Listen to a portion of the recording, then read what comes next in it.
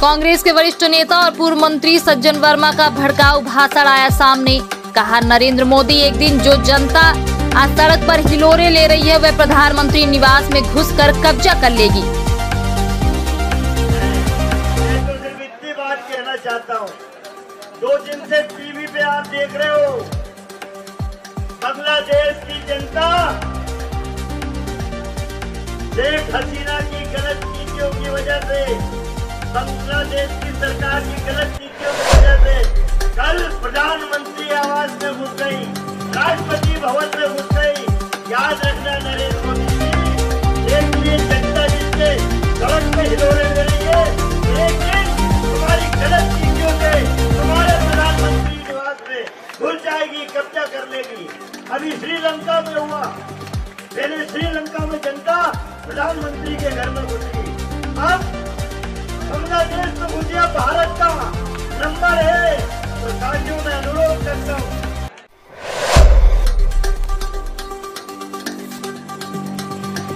इंदौर भारत के नजदीकी देश बांग्लादेश में चल रहे अस्थिरता को लेकर भारत में भी राजनीतिक गर्मी रही है और इसी के साथ इंदौर में कांग्रेस के वरिष्ठ नेता सज्जन सिंह वर्मा द्वारा प्रदर्शन के दौरान दिए गए बयान के बाद राजनीतिक गर्मा रही है।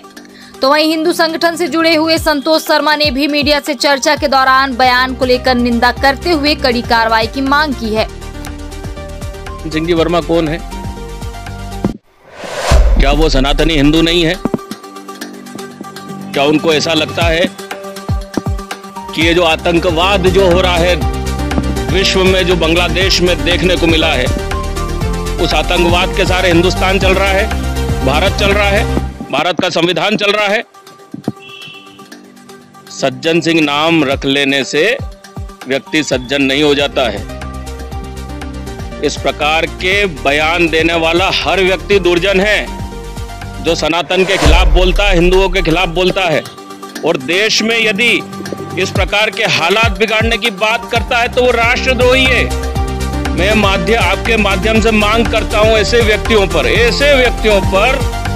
जो इस प्रकार की बात राष्ट्र में कर रहे हैं, उन पर राष्ट्रद्रोह का मुकदमा दर्ज किया जाए और तत्काल उन पर रासुका लगाई जाए। इंदौर में वृद्ध महिला के साथ हुई चैन झपटा मार मामले में पुलिस द्वारा खुलासा करते हुए आरोपी को गिरफ्तार कर 2 सोने की चैन बरामद की गई है। पकड़ा गया बदमाश पर 18 अपराध दर्ज होने की बात सामने आई है। ये 29 तारीख को सपना संगीता रोड पे एक महिला सुबह मॉर्निंग वॉक पे जा रही थी। एक झपट मार ने उनकी चैन झपट के और गाड़ी से गायब हो गया था। हल्की हल्की बरसात हो रही थी। महिला ने आके हमें रिपोर्ट कराई, वो घबराई हुई थी। तत्काल हमने FIR की और एक 3 डेडिकेटेड टीम हमने TI साहब और जो हमारे ACP साहब हैं उनके नेतृत्व में हमने लगाई थी। जो आरोपी है मुंह पे मास्क बांधा हुआ था, रेनकोट पहने हुआ था और घटना करने के बाद उसने सपना संगीता रोड मतलब भंवरकुआ थाना क्षेत्र, जून इंदौर थाना क्षेत्र, रावजी बाजार थाना क्षेत्र पुलिस को छकाने के लिए बहुत सारी गलियों में उसने अपनी गाड़ी को घुमाया है। कई जगह मतलब बार बार एक ही रूट पर गाड़ी को घुमाया और उसके बाद जब वो आउटर एरिया में गया तो एक जगह नाश्ता भी किया घटना करने के बाद। इसमें भी लगभग 300-400 कैमरे देखे हैं। टीम लगातार 7-8 दिन अच्छी मेहनत करी है और हमें 7वें-8वें दिन जाके एक टेक्निकल एविडेंस मिला और उस टेक्निकल एविडेंस के आधार पर हमने उसको आइडेंटिफाई किया है। जो इसमें आरोपी है, आरोपी का प्रॉपर्टी संबंधी अपराधों का एक अच्छा खासा रिकॉर्ड है। टोटल 18 अपराध हैं जिनमें उज्जैन में भी हैं, इंदौर में भी हैं, इंदौर देहात में भी हैं और ज़्यादातर लूट और चोरी के ही मामले हैं। अभी कुछ दिन पहले ही ये जेल से छूटा था और जेल से निकलने के तुरंत बाद ही इसने ये घटना की। तो जो इसमें भी पूरा मसरूका था वो पूरा का पूरा बरामद हो गया है और जो दोनों ही प्रकरणों में जो हमारी टीम अच्छे से डेडिकेटेड होकर काम किया, सभी को इसमें 5-5 हज़ार रुपये का और 10 हज़ार रुपये का इनाम दिया जा रहा है।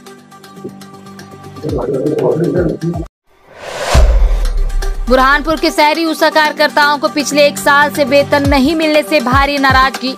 CMHO से मिलने गई लेकिन लेखापाल नहीं होने का कारण बता CMHO ने झाड़ लिया पल्ला।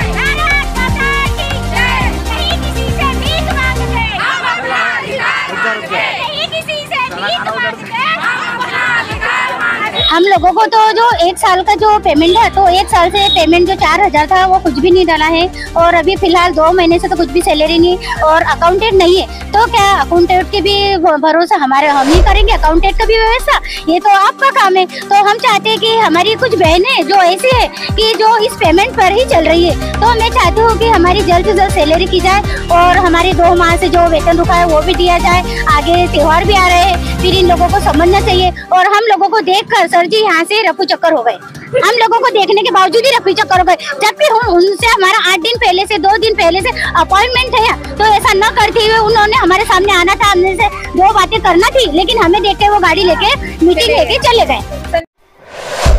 उमरिया जिला पंचायत सीईओ के द्वारा की गई बड़ी कार्रवाई, करकेली जनपद अंतर्गत 3 सचिवों को किया गया निलंबित, तो वहीं कई सचिवों सहित रोजगार सहायकों के 7 दिन के वेतन काटने के दिए आदेश।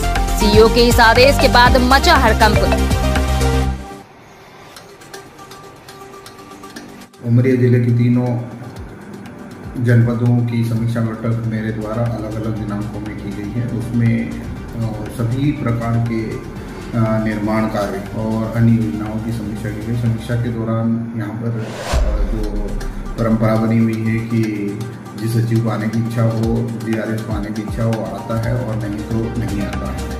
और करकेली ब्लॉक के जो 3 जो है सचिव इस टाइप से थे कि उनके द्वारा ना ही फील्ड में कोई काम किया जा रहा और ना ही कोई रुचि ली जा रही है, जिससे कार्य जो है प्रगति नहीं आ पा रही थी और ग्राम पंचायत का कार्य प्रभावित हो रहा है। उसको दृष्टिगत रखते हुए लापरवाही बरतने के तारतम्य में मेरे द्वारा 3 सचिवों को निलंबित कर दिया है। तारतम्य में मेरे द्वारा जनपद करकेली में जो है लगभग 25 से 30 DRS और सचिव जो अनुपस्थित हैं उनके 7 दिवस के वेतन काटने के निर्देश दिए गए हैं। और उसी प्रकार मानपुर में 12 से 15 कर्मचारियों के जो है 7 दिन के जो अनुपस्थित थे उनके वेतन काटने के निर्देश दिए गए हैं। पाली में भी इसी प्रकार की।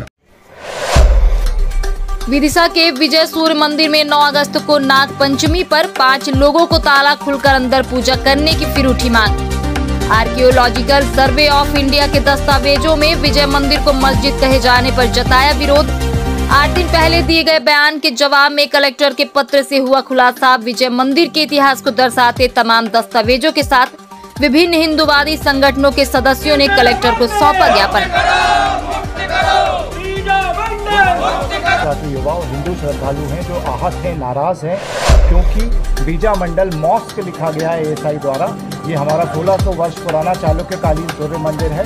परमार काल में चर्चिका देवी की वहाँ स्थापना हुई है। कई वर्षों से यहाँ पर पूजा अर्चना होती आई है, और हम लोग बहुत ही आहत और नाराज हैं कि ये मस्जिद कैसे ASI ने बना दी। ये कब मालूम चला कि वो मस्जिद के रूप में, क्योंकि पिछले 50-60 सालों से जो हिंदू मुस्लिम का एक विवाद हुआ था वो शांत हो चुका, खत्म हो चुका, अभी ऐसी कोई बात नहीं है। पर अचानक ऐसा क्या हुआ कि जिसके कारण आप ये दावा कर रहे हैं कि वो मस्जिद ASI मानती है? मैं आपको बताता हूँ कि पहली बात तो हम ये कोई दावा नहीं कर रहे हैं कि वो मस्जिद है, हम तो शुरू से बोल रहे हैं वो मंदिर है। दूसरी चीज़, हिंदू मुस्लिम यहाँ पर विवाद नहीं है। मुसलमानों ने अब तक ये नहीं बोला है वो मस्जिद है।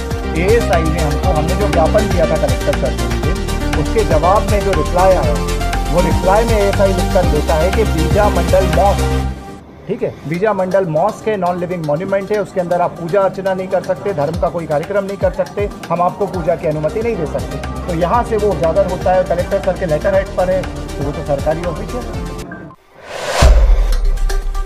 मैहर कलेक्ट्रेट सभा कक्ष में आयोजित समय सीमा प्रकरणों की समीक्षा बैठक में कलेक्टर श्रीमती रानी बाटड़ ने CM हेल्पलाइन एवं जन सुनवाई के लंबित प्रकरणों सहित विभागीय कार्यों की समीक्षा करते हुए संबंधित अधिकारियों को आवश्यक दिशा निर्देश दिए। मैहर के पिपराहट लाइन स्टोन माइंस में हो रहा SDM मैहर विकास का दोहन जवान आरती यादव SDM फोरम कार्यवाही कर रहे डॉक्टर आरती बता दें मैहर जिले के लिए नियुक्त माइनिंग अधिकारी 84 जितने व्यस्त हैं या फिर मनी भाई साहब से रिश्ता। तहसीलदार नन्हेलाल वर्मा को 4 वर्ष का सश्रम कारावास व 25,000 रुपए के अर्थदंड की सजा। नन्हेलाल वर्मा तत्कालीन तहसीलदार मऊगंज जिला रीवा को धारा 7 भ्रष्टाचार निवारण अधिनियम 1988 में 3 वर्ष का सश्रम कारावास एवं 1,000 के अर्थदंड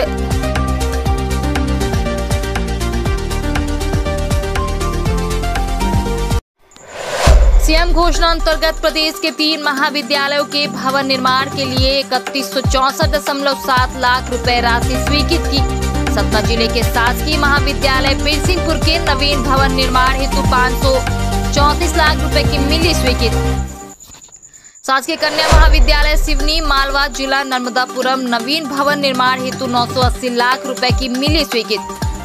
जवाहरलाल नेहरू स्मृति शासकीय स्नातकोत्तर महाविद्यालय सुजालपुर के नवीन भवन निर्माण हेतु 1650.7 लाख रुपए की मिली स्वीकृत। कुल मिलाकर यूं कहे सीएम मोहन यादव ने प्रदेश की स्कूलों के नवीन भवन निर्माण हेतु 3164.7 लाख रुपए की दी सौगात।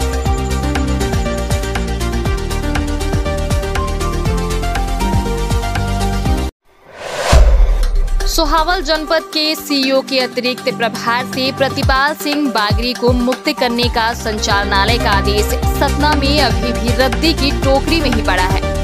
न आदेश का पालन हुआ न बागरी मुक्त हुए। पिछले दिनों उनके रवैये के कारण विवाद भी हुआ था।